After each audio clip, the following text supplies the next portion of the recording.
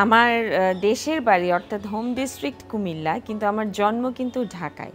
আমার কিন্তু সবসময় জয়েন্ট ফ্যামিলিতেই বেড়ে ওঠা, কারণ আমাদের বাড়িতে আমার দাদা দাদি, আমার চাচা ফুপিদের বিয়ের আগের কথা বলছি, আমরা সব একসঙ্গেই থাকতাম। বিশ্ববিদ্যালয়ের মাস্টার্স পড়াশোনা শেষ করে এবং বিয়ে হয়ে আমি আমার এই বাসাতে আমি মুভ করি। তো এই বাসাতে এখানেও একটা জয়েন্ট ফ্যামিলিতেই আমি থাকি। তো এটা একটা বেশ বড় জায়গা নিয়ে এই বাসাটি, আমি বলবো যে প্রায় 2.5 বিঘার উপরে জায়গা। তা আমি আমার শাশুড়িকে বললাম যে হ্যাঁ, আমি চাই যে যেটাই চাই না কেন, আমি চাই যে আমার বাসার চারিদিকে ব্যালকনি থাকবে, যেই ব্যালকনিতে আমি গ্রিন প্ল্যান্টস দিয়ে সাজাতে পারবো, এরকম একটা বিষয়।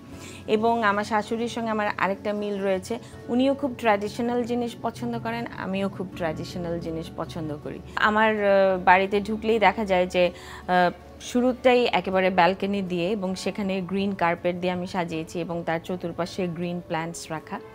শুরুতেই যেন গ্রিনটা সবার চোখে পড়ে, কারণ গ্রিন কালারটাও আমার মানে সত্যিকার অর্থে খুব পছন্দের একটা কালার।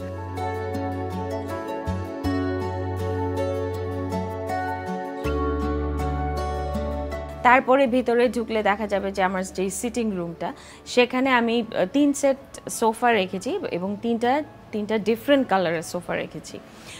যে কালারগুলো আমার পছন্দ, যেগুলো কালারগুলো আমি আমার বাড়িতে রাখতে চাই, ওভাবে করে আসলে আমি আমার সিটিং রুমটাকে সাজিয়েছি।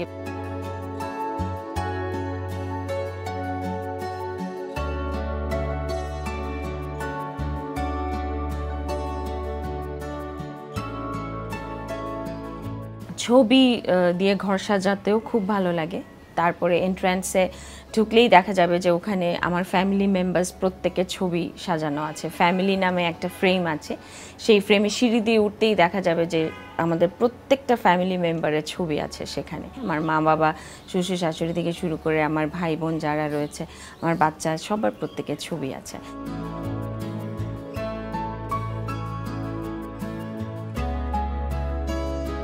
ঘরের চতুর্দিকেই কিন্তু ল্যাম্প রাখা আছে, কারণ ল্যাম্পের যে লাইটটা, ওটা আমার খুব পছন্দ। দেখা গেল যে একটু যখন অন্ধকার হয়ে আসে, সানসেট হয়ে যায়, আমি সাথে সাথে আমার প্রত্যেকটা ঘরের ল্যাম্পগুলোকে জ্বালিয়ে দিই। আমার কাছে মনে হয় যে লুকসটা একটা অন্যরকম ডিফারেন্ট লুক আসে যখন আমি ল্যাম্পসগুলোকে জ্বালাই।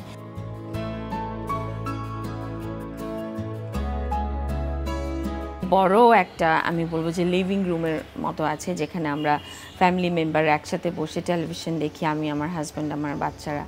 এবং মাঝখানে একটা কনসোল টেবিলের মতো রাখা আছে, সেখানে আমি আমার অ্যাওয়ার্ডসগুলোকে সাজিয়ে রেখেছি।